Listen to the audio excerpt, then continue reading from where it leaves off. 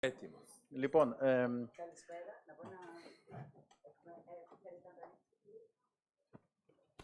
Καλησπέρα. Εκ μέρους των Public θα θέλαμε να σας καλωσορίσουμε στην απόψινή εκδήλωση. Έχουμε τη χαρά και την τιμή να φιλοξενούμε τον Άντωνη Horowitz για τα νέα, θα μας παρουσιάσει το νέο του βιβλίο. Η φόνη της κίσσας είναι το παλιό και το καινούριο, πώς το είπαμε, γιατί το ξέρω. Η λέξη είναι φόνος. Η λέξη είναι φόνος, ωραία. Τα οποία κυκλοφορούν τις εκδόσεις Διόπτρα. Μαζί του θα είναι ο συγγραφέας Βαγγέλης Προβιάς και όλη η εκδήλωση είναι με την υποστήριξη του British Council και της Βρετανικής Πρεσβείας στην Αθήνα. Δίνουμε το λόγο στον κύριο Προβιά. Καλησπέρα, γεια σας. Λοιπόν, η βραδιά θα είναι λίγο ιδιαίτερη στο εξής. Σκόπευα να είναι μόνο στα αγγλικά, αλλά πρώτον, ο Άντωνη μιλάει λίγο ελληνικά, οπότε θα χρειαστεί να παίξουμε και στις δύο γλώσσες. Και βεβαίως μιλάμε και για ελληνικά βιβλία, οπότε καλό είναι να κρατήσουμε και ένα κανάλι των ελληνικών ανοιχτό. Ωστόσο, θα περάσω τώρα στα αγγλικά και θα προσπαθήσω να το κρατήσω περισσότερο εκεί. So, my name is Vangelis Provias. I want to thank you all for being here today. I would like to thank Ekdosis Dioptra and Public Stores for giving me the opportunity to research, to read, and to meet Άντωνη Horowitz. He's a great guy, I have to tell you. We had a coffee together, and he's a very fun to be with, which is very normal, considering how exciting his books are. Ήδη είμαστε φίλους. Ήδη είμαστε φίλοι. Αυτό. Λοιπόν, I would like to start not in the usual way, not with a short bio about him, but with a couple of quotes. A couple of days ago, I made an interview with him, which was published at Kappa magazine in Καθημερινή, and I asked him this. Are there any days you don't write at all? Not a single word? His reply was very, very few. Normally, I take a day off when I finish a novel, but the honest truth is that I'm only completely happy when I have a pen in my hand. And I think yesterday morning I was researching him again, and I found this interview, which was in the Los Angeles Public Library blog. Oh, it's a good interview. Yeah. So one of the questions was this. What is your idea of the perfect day, where you could go anywhere, meet with anyone? And this is what he said. Pay attention, please. I'm going to disappoint you. I'm not going to be dinner in Paris with James Joyce or anything like that. These days, for me, a perfect day would be spent at my home in Crete with my wife, my two sons, and my close friends. I'd write for 6 hours, I'd skinny dip in the Aegean, I'd have a Greek lesson, I'd go out to a local taverna. At night, I'd sit in my garden with a glass of raki looking at the stars. I have many days like this. Before I comment, I want to ask him, what would you order at the taverna? Oh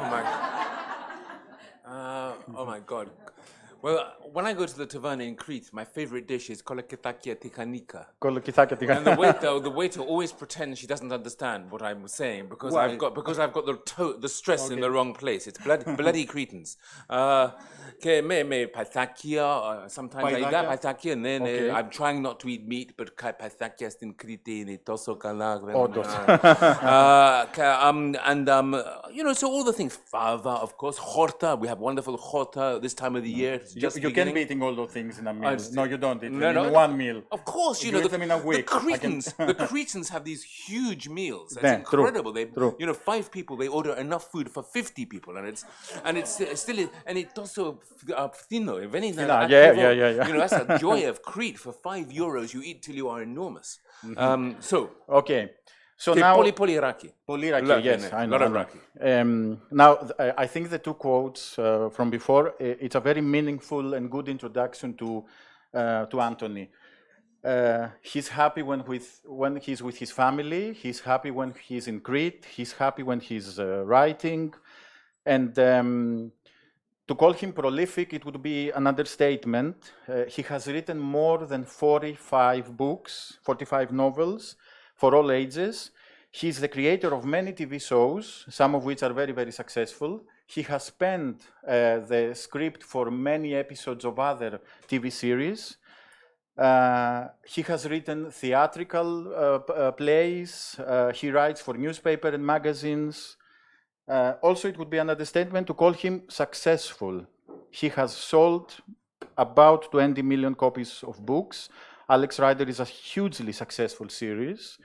And also, because of his success, both in selling and writing well, he was commissioned by the Arthur Conan Doyle and the Ian Fleming estates to write the new adventures for both Sherlock Holmes and James Bond.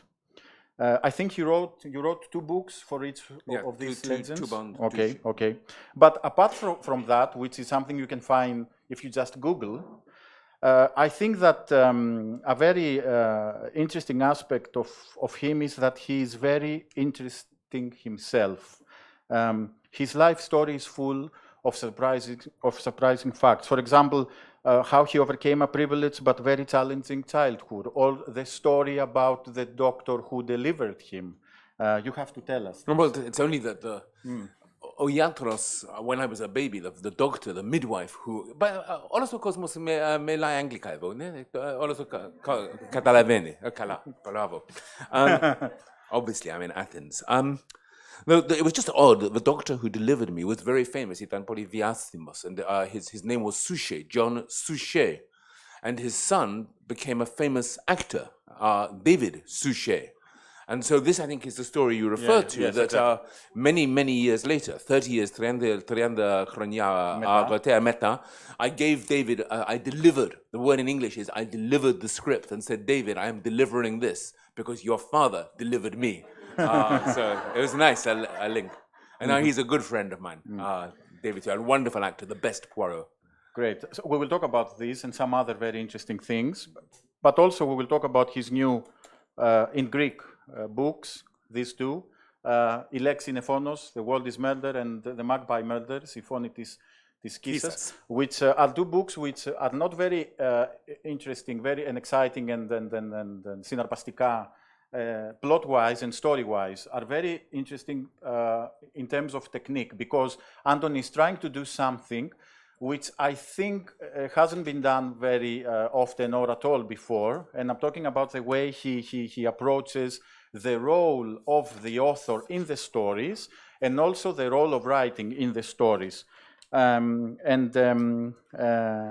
know that Anthony will explain what he tried to do much better, but I'm going to start with the first question. I'm going to take you back. I want you to tell us and give us a good description of how your, as you said, privileged but not very easy childhood informed your love for stories, for book, your connection with writing, and what is it that made a challenging childhood a stepping stone, which made you eventually a very, very successful writer? Wow. Thank you. How long do you have? 15 words. Well, I will try to be very quick. I had parents who were very rich. And they sent me, because they were rich, to a school which was expensive. And because they paid so much money, the school promised they would destroy me. Because in England, these schools were horrible places. The teachers, many of them, were damaged after the war. This is 1960. So they've come through the war, some of them, and they're slightly crazy. And they're very cruel, polyskleros. In this environment, you have to be one of 2 things to survive. Good at sport or good at work. I was stupid and I was fat. So in other words, I was completely without hope.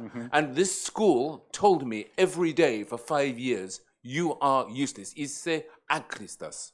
And so I grew up with no confidence at all. My father also thought I was stupid. And my home life was strange. I don't know what my father did for a living.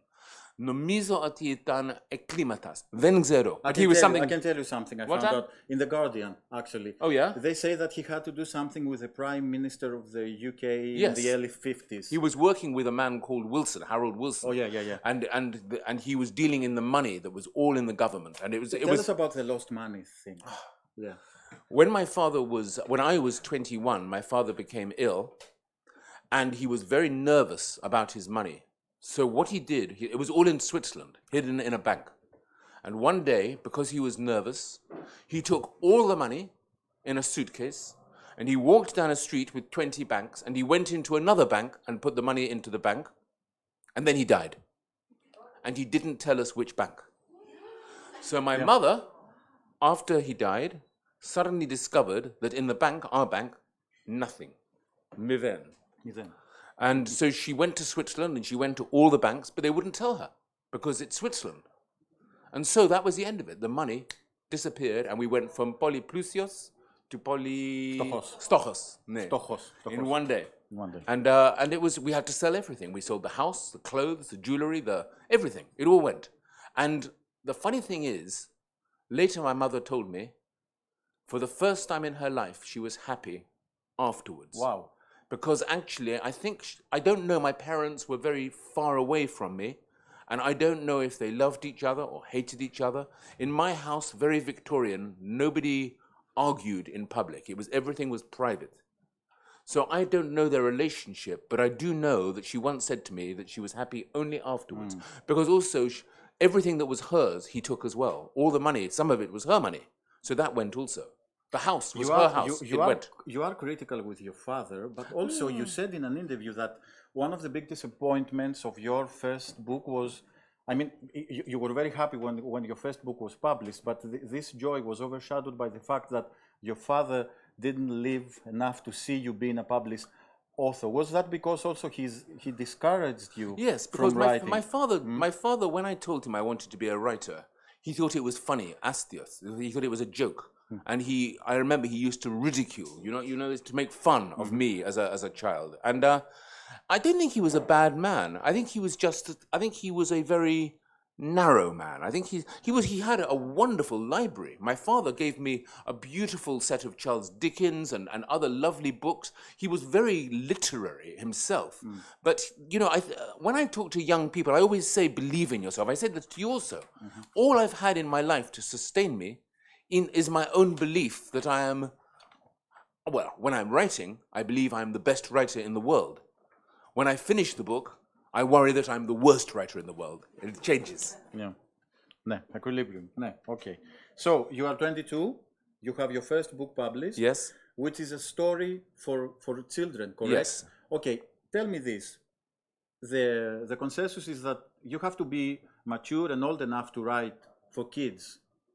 How come a 21, 20, 22-year-old writes a successful book for children? Isn't it a bit... Αυτή δεν είναι την ερώτηση. The question you should ask is, γιατί, why write a book for children? You have to remember, this is before J.K. Rowling. So in England, books for children were nothing. Nobody was interested. There was only one writer who sold books for children, and that was Roald Dahl. And he was dead. Well, yes, but what I'm saying is C.S. Lewis is earlier, in πιο νωρίς. So, and yes, of course, there was Just William, there were many books that were selling, but writers who were alive, συγγραφέας που ήταν ζωντανές, δεν υπάρχουν πολλοί. Normally, children read the books that their parents read. It was only after J.K. Rowling that suddenly Philip Pullman, Mallory Blackman, Jacqueline Wilson, Darren Shan, Owen Colford, many, Michael Morpurgo, and me. Suddenly people know the writers who are alive, new writers. That was the difference. So when I wrote my first children's book, if you went into a bookshop, there was no special section for children's books. There was no expert to give you help in children's books. If you read in a newspaper, there were no articles about children's writers. It was an area that nobody was making any money in. At the end of the day, that was the reason. But then J.K. Rowling changed everything. So why did you decide to go there? That's why I say, that is the question. Why? Because my childhood ήταν τόσο ένας εφιάλτης και I hoped to find a new childhood in fiction. Maybe. I don't know. The truth is, it was raining, I was bored, I wrote a book. Okay. And then Disney bought it. And that's true. Disney bought the Disney book. bought my first book. Disney bought the book and they wanted to adapt it for a movie. Did they do that? No, I mean, it was the happiest moment was to go to a screening and every single person has a copy of my book. And then like 6 months later, it's who are you? You know, it's forgotten. Mm-hmm. But that's Hollywood. Hollywood, you know, it's just the way of it. Mm-hmm. And then after that, after the first book, you started writing? I wrote a children's book every year for 10 years. Okay. Pretty much. Mm-hmm. But they didn't sell many copies. Ven pulisa polisa antitipa. Not to begin with. And I wrote 10 books. And it's interesting. A writer today who sells 5,000, 6,000 copies is finished. Here are my publishers here. I don't think you'd be too happy with that sort of level. I don't know. But in England, it's just not enough. And in England, very quickly, you're finished if you don't sell. And it worries me that modern writers don't get the chances that I got. I got 10 chances to be a big success. True, and it was only the 10th book, this idea I had, a sort of crazy idea about a vekatetrachronon kataskapon. Called Alex Rider. He's referring to Alex Rider. Of course, the young spy. And this was the book that went bang, and suddenly things changed. You said that you got the idea for Alex Rider because of James Bond. You wanted to do something like James Bond, but younger and maybe more modern. Tell us. It was simply this. At school, every year, for me, the most exciting thing, what I looked forward to near Christmas, was the James Bond film. In those days, the film opened in one cinema only in London, not all over the world. No computers for booking. You queue in the rain. You stand in the rain to get your ticket. Mm-hmm. And for me, it was everything I wanted in the year was that film. Sean Connery makes 5 films. Roger Moore makes, I think, 12, 13. And Roger Moore gets older and older and older until finally, View to a Kill, he is 57, peninda eftakhronon, too old to be Bond. And I looked at that film and I thought, you know, wouldn't it be great if Bond was a teenager? And that's the light bulb moment, the moment of truth that again changed my life. Maybe my father's death is one moment, but this is the moment when I say ping. But it wasn't until 5 years later that I finally sat down and wrote. And I still remember being in my house in North London and sitting at my desk, and I took out a pen. I always work with a pen. And I wrote, when the doorbell rings at 3 in the morning, it is never good news. And I knew when I looked at that line on the page that this was different, that this book was going to be big. My wife had said to me, why are you writing it? Your books don't sell. She's always been very supportive. She's my best friend. She helps me. But she said, they make you unhappy. You don't sell many copies. By now, I was writing television. So I had no need to do these books.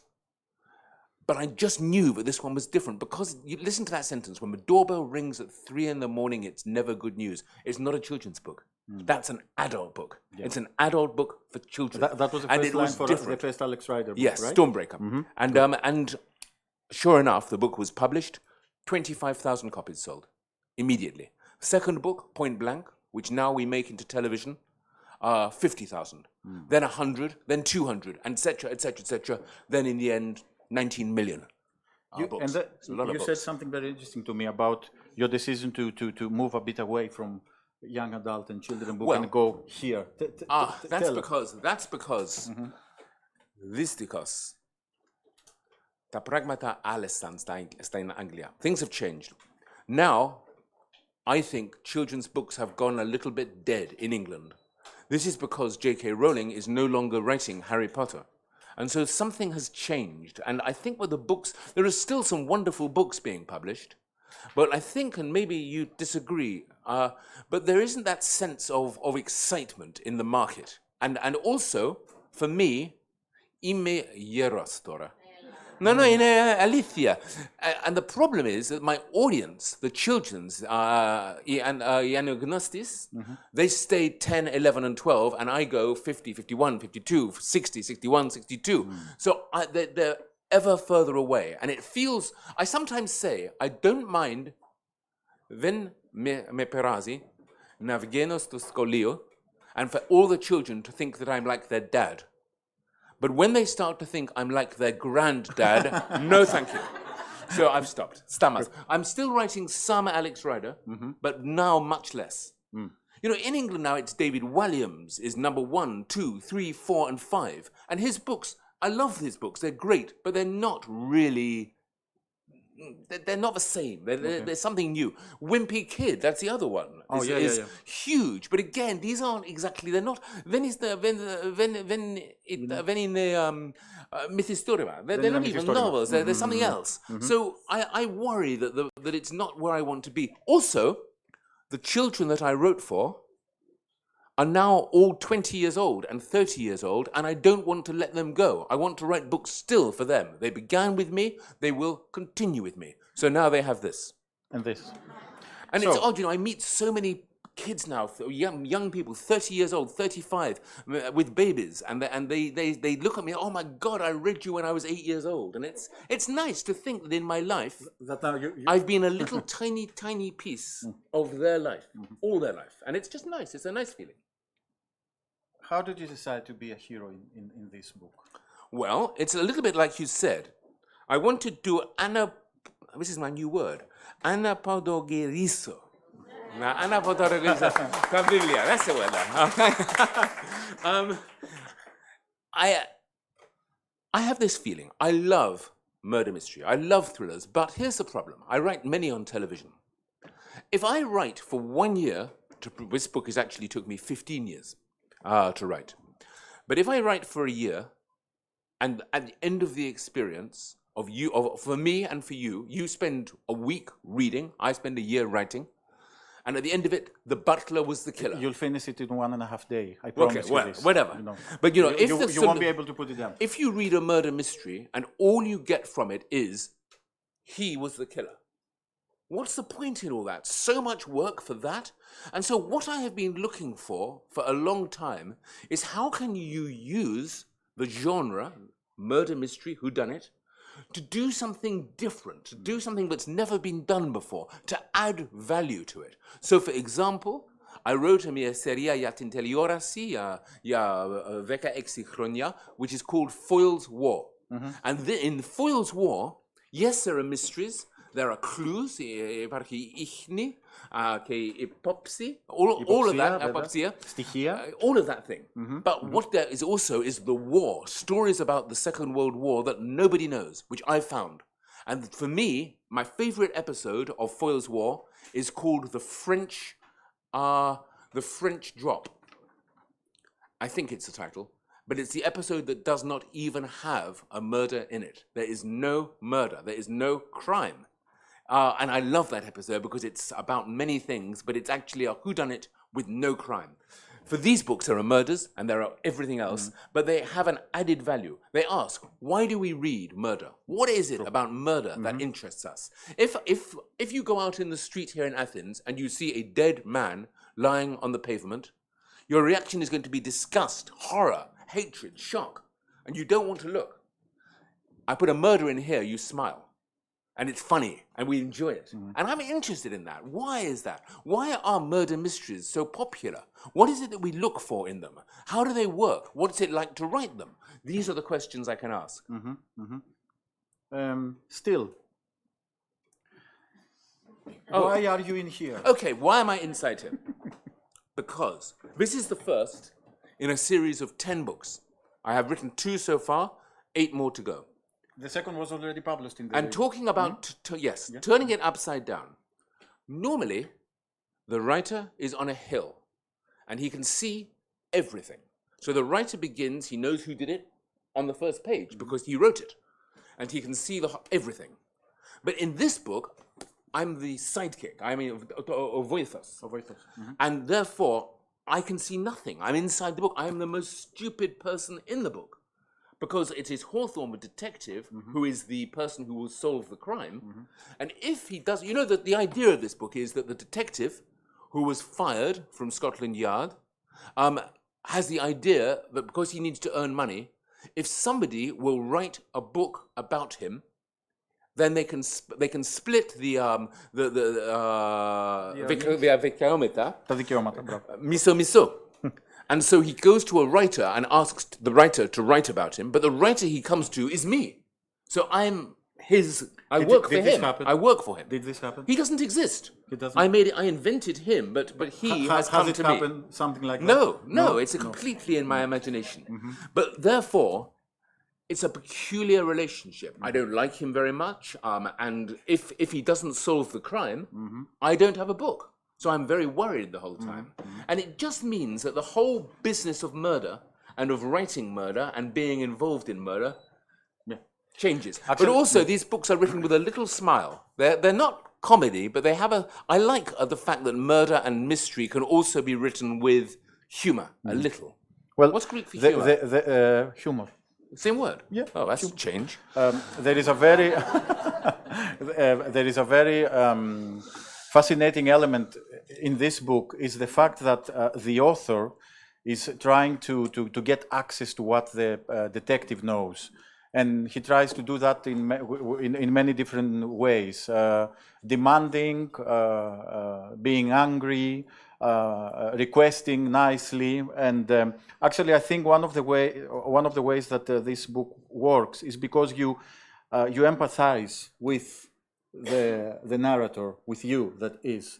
I also have to say something more about this book, is the fact that it's a very good book for people who write, because you get a behind-the-scene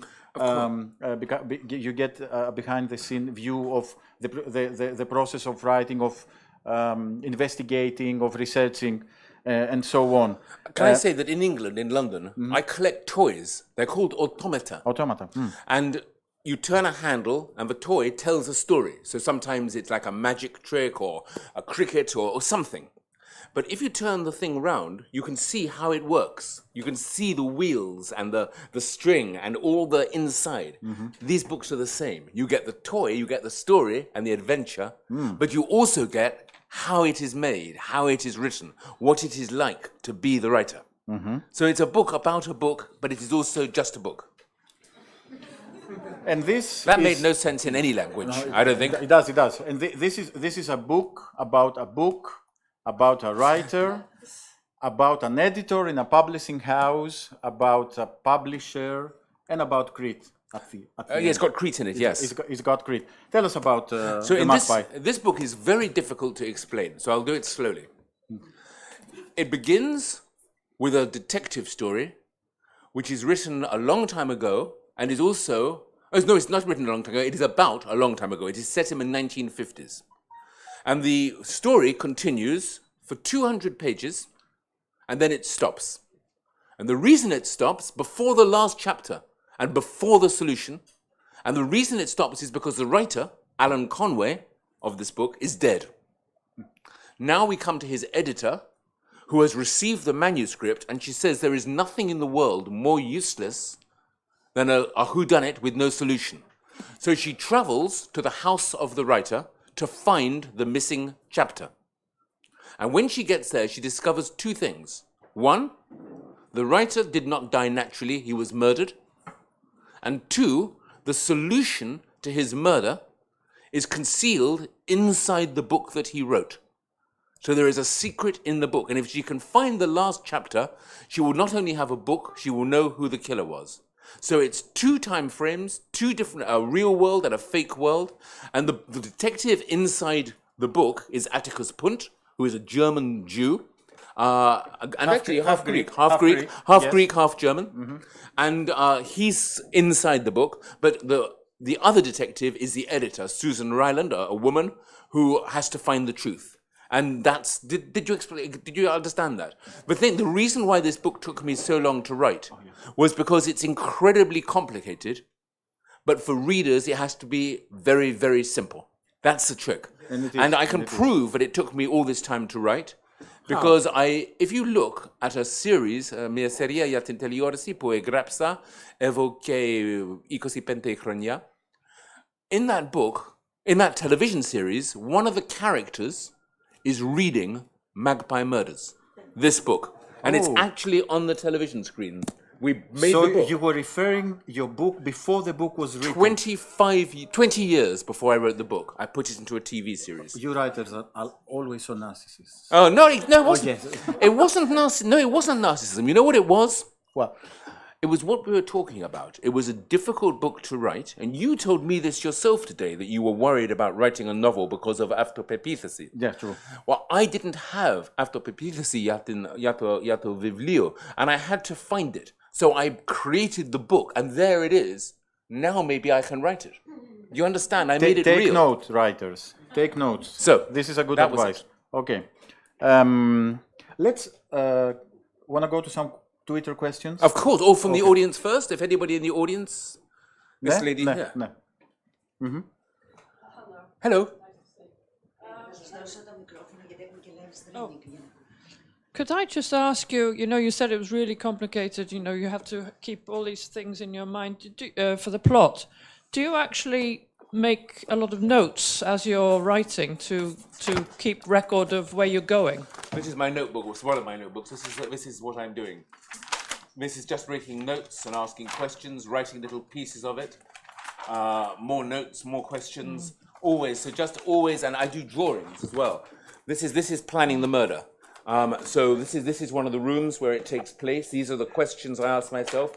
This here now is another part of the house where I was last weekend, and so I know where. If I look on here, I can see what I'm doing here. So, oh yes, dog here. I decided it's got to be a dog, so I put him up there. And this is where the murder happens in here. I can't write it until I see it. And so I keep on having to build and to build with these notes. And sometimes, here we go, this continues outside. And so it's all just ideas and thoughts. I had the most wonderful idea over the weekend, which is that somebody says that they went to see The Marriage of Figaro by Mozart. And that's the biggest clue as to who the killer is.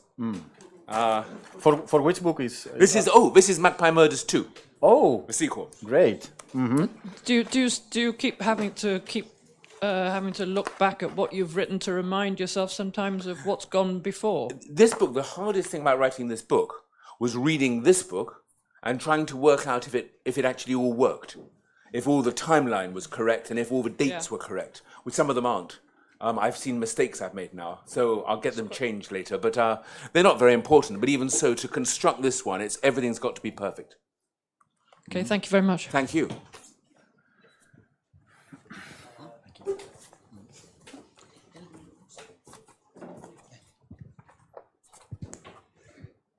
Out of the technically 11 Alex Rider books, which one, including the new one and Russian Roulette, which one's your favourite?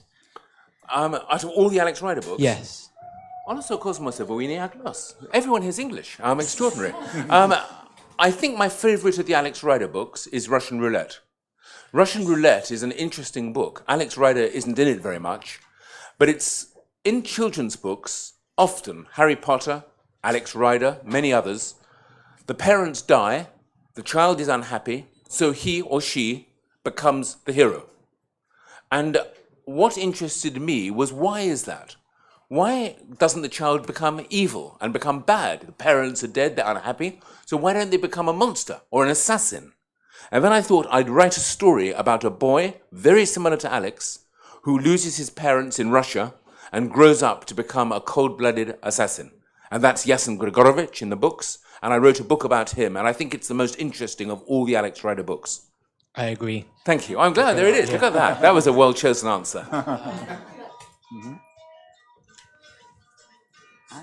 Any other questions from here? Or we should go to Twitter? Well, let's go then. Yeah. Twitter. Is this Twitter? Twitter.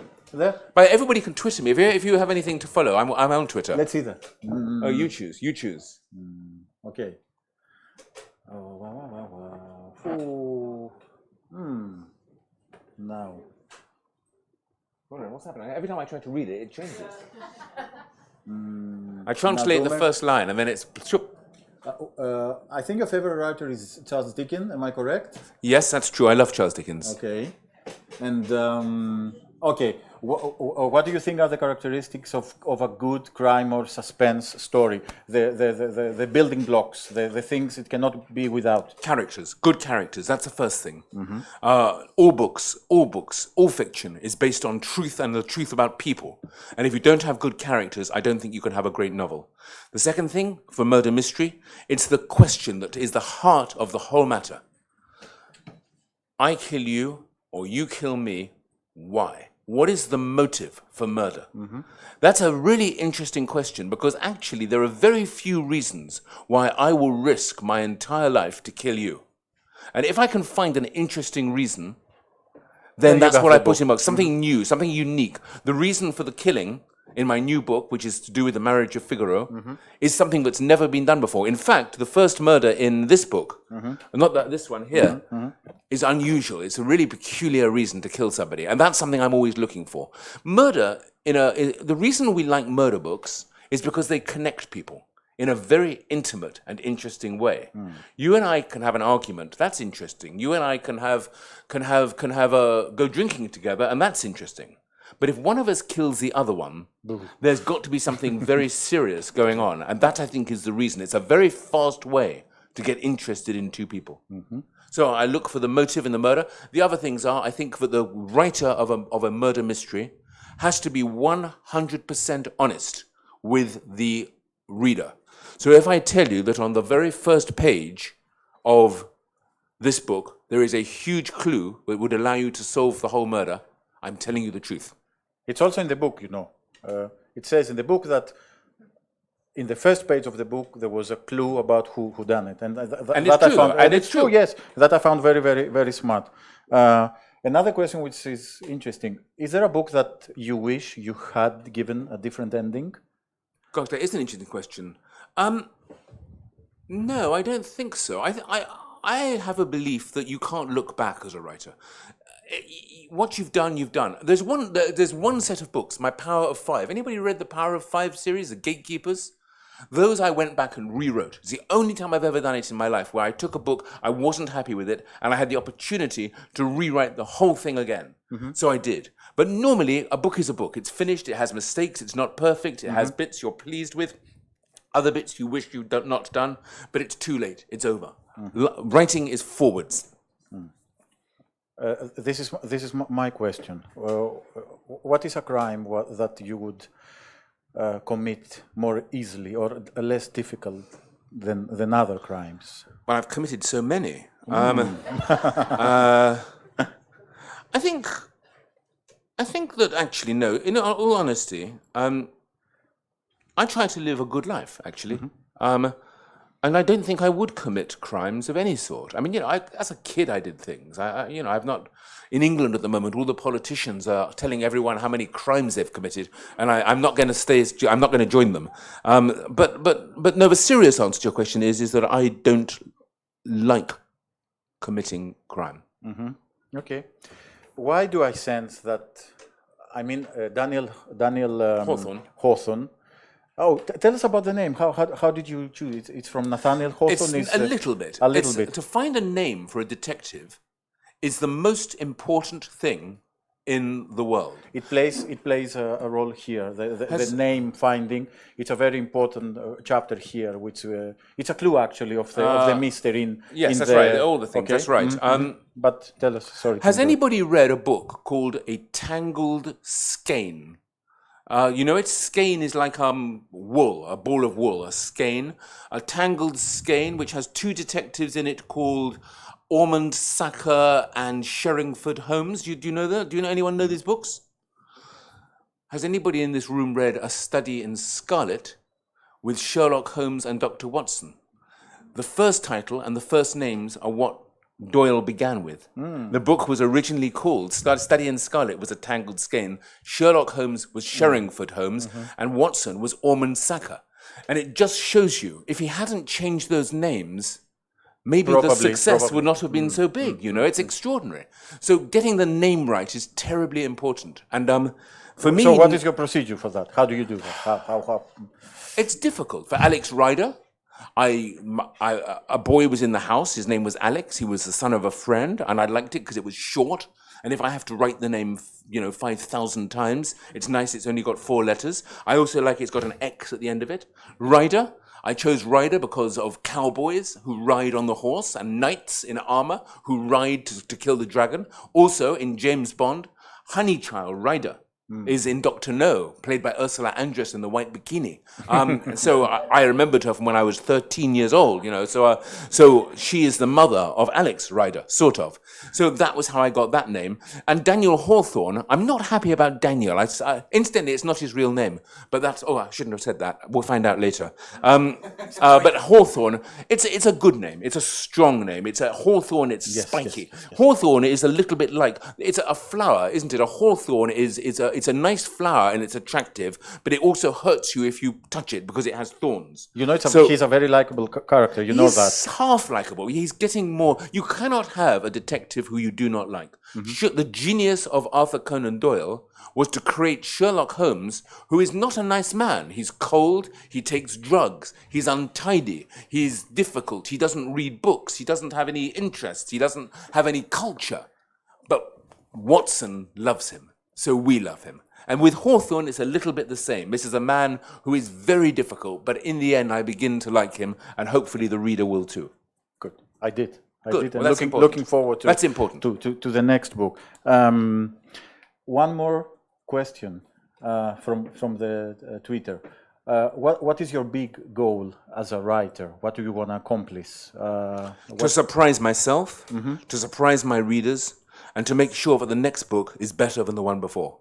You began your talk very nicely about talking about success and other things, but for me, I haven't yet succeeded. I know there's a better book still to write, and I'm driven to write it. So like, for example, this new book, Magpie Murders 2, when the plot entered my head, and it's taken so far something like 3 months of thinking, I was so excited because I knew that it's going to be a good book, and I think maybe better than that one. So that's what drives me to write it. So that's what's always in my head. Good. I think we should finish with talking about Greece and discussing your love about Greece and Greece. Well, I don't know what to say really. How it happened and you came in Greece in the first time. And I should try it a little bit in Greek now. Έχω μια φίλη που της λένε η Victoria Hislop. Victoria Hislop. Το νησί. Ναι, το νησί. Και it was she, ήταν στενά, εκείνη, που πρότεινε το νησί, don't change everywhere, we'll be all night, the island of Crete. Και after I met her and she said, buy a house in Greek. Και έτσι αγόρασα ένα σπίτι στο Άγιο Νικολάος, στην Κρήτη, εδώ και 5-6 χρόνια. Και άμεσος, ήταν καρανόβελας ερώτησας, love at first sight. Is that right? Is that the word? Yeah. Έρωτας, ναι. I love everything about Crete. I love οι άνθρωποι, η θέα, η θάλασσα. Κάθε χρονιά, what's the word I want for that animal? It's a turtle.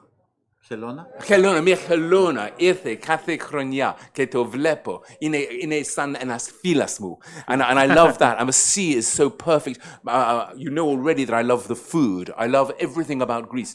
Το όνειρο μου είναι, και ήδη απάντησα τον εκδότη μου, θέλω ένα διαβατήριο ελληνικό.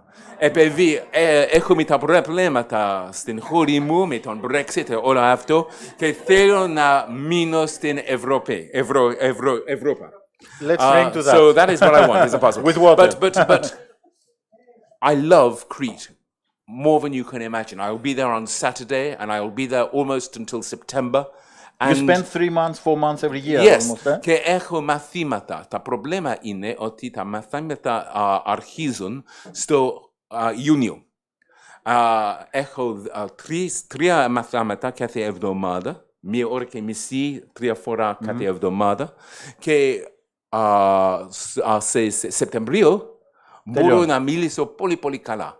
Αλλά γυρίζω στο Λονδίνο και ζέχνω όλο.